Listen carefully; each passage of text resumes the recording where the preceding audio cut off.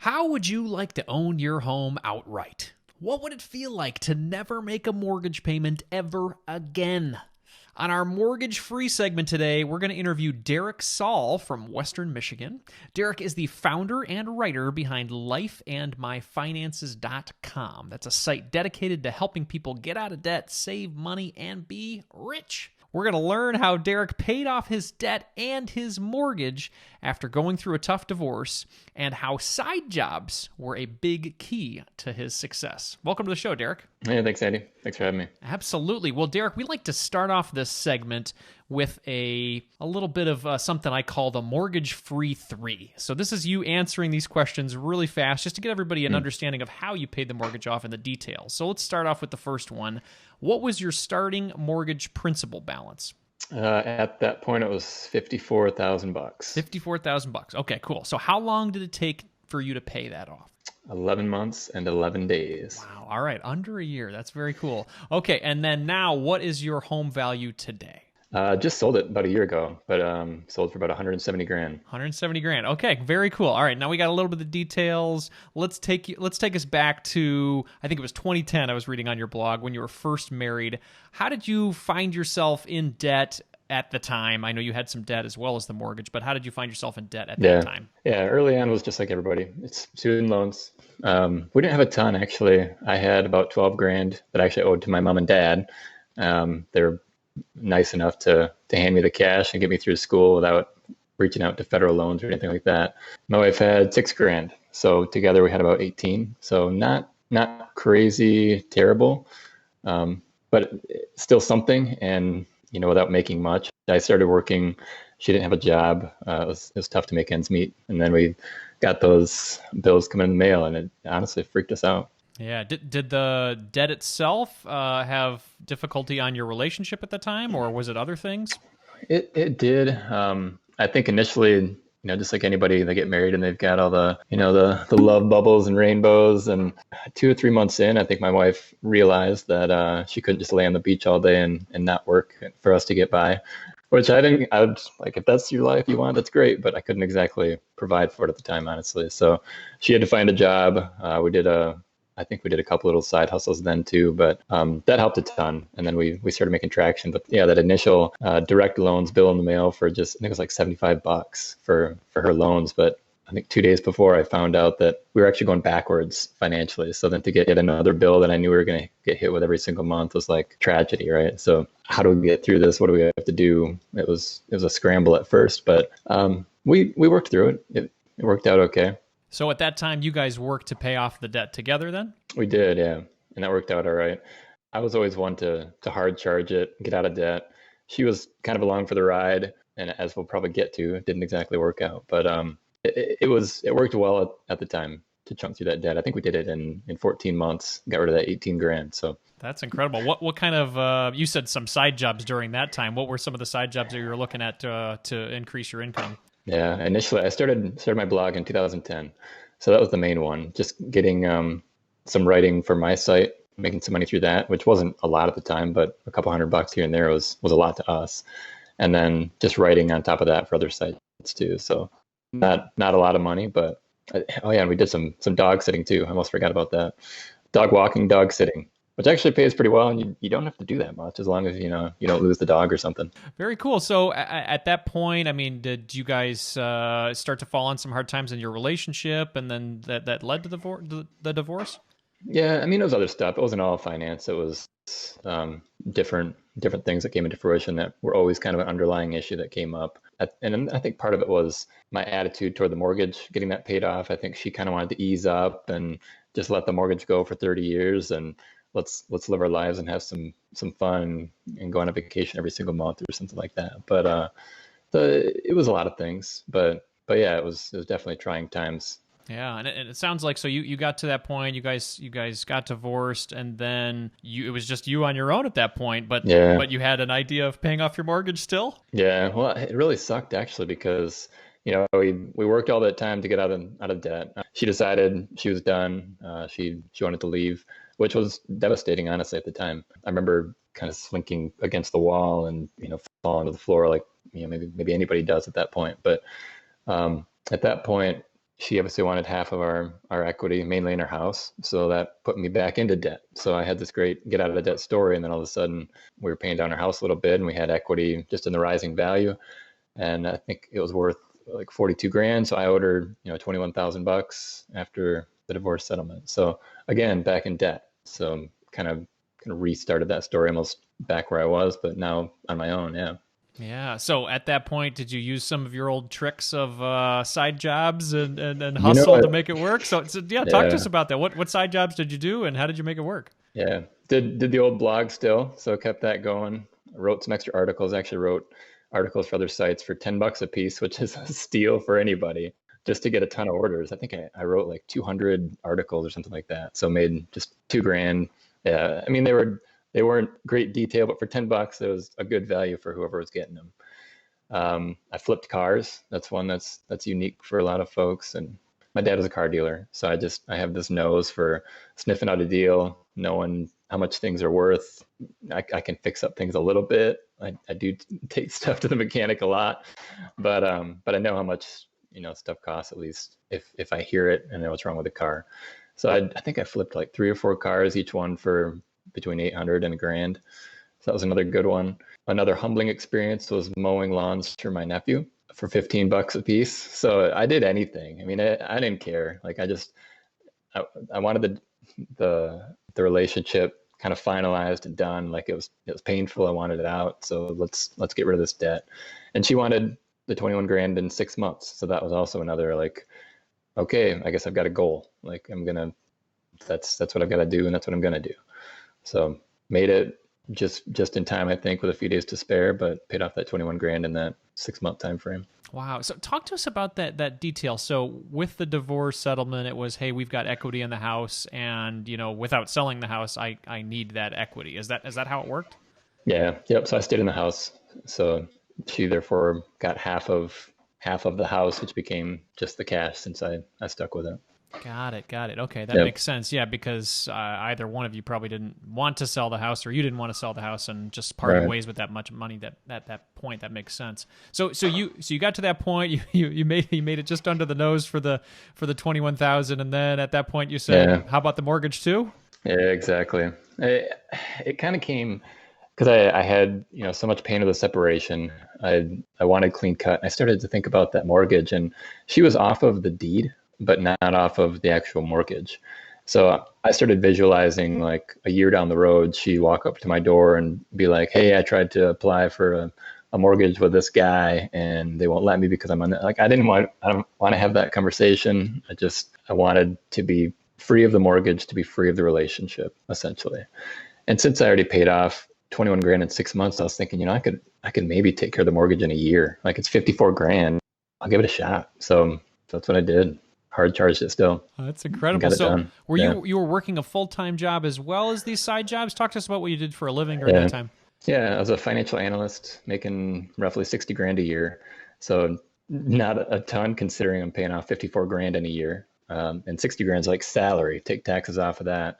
So yeah, I did a lot with writing, with flipping cars, with mowing lawns. There's probably a couple other things I did in there that I can't even remember right now. But yeah, that took me to it. I'd say maybe I earned 80 grand in that year, and just lived on nothing. Oh, and I sold a bunch of stuff. I remember once it was finally done, I think I had a mattress on the floor of my bedroom. That's basically what I slept on. I sold everything else. Didn't have a couch.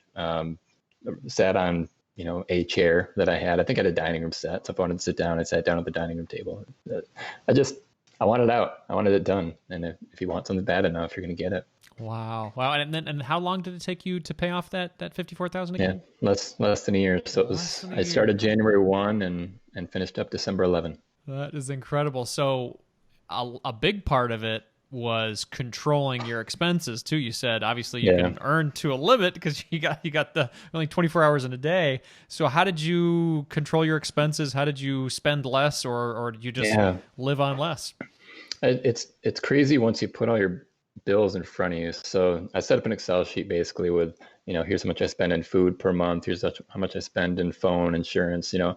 I thought I was pretty frugal, but once you put it all down and you look, and I was like, I pay $86 a month on my phone. Like, how is I'm not even paying like a payment on it. That's just for the service. Like I can probably get that down, and you just go tick mark by tick mark, right? And you try to get 80 down to 60 or 40. And then I remember writing an article once it was all done because mortgage was done, so I didn't have that payment anymore.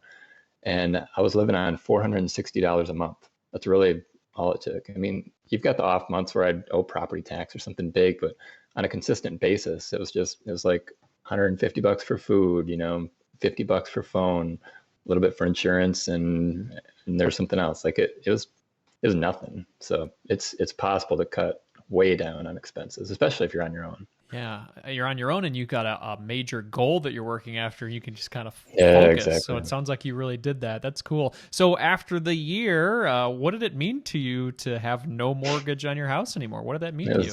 It was awesome. And at that point, I had a new girlfriend at the time, now my wife, and I've got two kiddos that are playing in the front yard right now. But it meant a ton. I remember taking a picture, and I've still got that picture on my post, and it's just me with like my arms spread out in the backyard, like I'm done. Like I finished, and this yard is mine, and it's a new beginning. It was an awesome feeling. That's incredible. Yeah, there's something to just having no payment on your house. It just gives you that freedom. And especially in your situation, it sounds like there was a lot of emotions tied up in the mortgage as well, right? Yeah, for sure. Yeah. So let's talk about, post-mortgage freedom. What did you do with that extra money? Did you let yourself relax a little bit on the side jobs? What happened then? I'm not very good at relaxing. I'm getting better, but I'm not very good at it. So my wife's great, my now wife, and she knew that we should invest for the future. I mean, we had no kids at the time, so we've got a bunch of money. She was working, I was working. We probably had an extra, I don't know, like $5,000 a month or something to put at anything. So we saved up cash. We bought a rental house, and living in West Michigan, stuff's cheap. I mean, it's gone up, but it's still cheap. You can probably still find a house for 110 or 120 grand, and that's just unheard of in other areas of the country, right? So at the time, we bought a house cash with 81 grand, put 9 grand into it, so fixed it up, ready to rent at 90 grand, and we could charge. I think at the time we charged $1,200 a month for rent. So I mean, low cost of buying the house, pretty high rent value. So it's been great. We did that. We used that money plus our extra money to buy another one. So we bought another house for 75 grand, and we fixed that up, sold it for 131 grand, I think. Put money into it, obviously. I think we had 95 into it, sold it for 131, but then ended up selling my house that I had with my ex and selling the house that we just fixed up, and we bought the house right now. So now we're in about a 2,000 square foot with unfinished basement, so it could be more square footage on 6 acres. It's just a fantastic place. So we're happy. Yeah. And we're starting to lean back and not get so crazy. I think that second house, our flip house, really put it into perspective for us. Like, okay, that was a lot of work. Like, we really have to sit back. We've got 2 young kids. We got to chill a little bit. So I think for the next couple of years, I'm still trying to relax, but no more flip houses, that's for sure. I'm still blogging, still doing that, but no more flip houses. Do you think a lot about maybe during this time frame when you were paying off your debt and hustling? That was around the Great Recession, and I know Michigan got hit a little harder. Do you think that had to play into your ability to hustle and work a little harder as well, just knowing that the recession was around at that time? Yeah, true. And in my mind, it was actually more of an opportunity. So that was about 2011, I'd say, and 12, 13, I'd say, when I was paying off the initial debt and then the house. Even before that, I didn't really have much money. I mean, we had a mortgage payment at that point. We had kind of higher costs. I wish that I had more money at that point to like put into the market and invest, and I didn't. So I think that was part of my mental game too, was, okay, let's get all this stuff done and get into a better place so that we actually have money to invest the next time this comes around. And lo and behold, we're basically now in that place, right?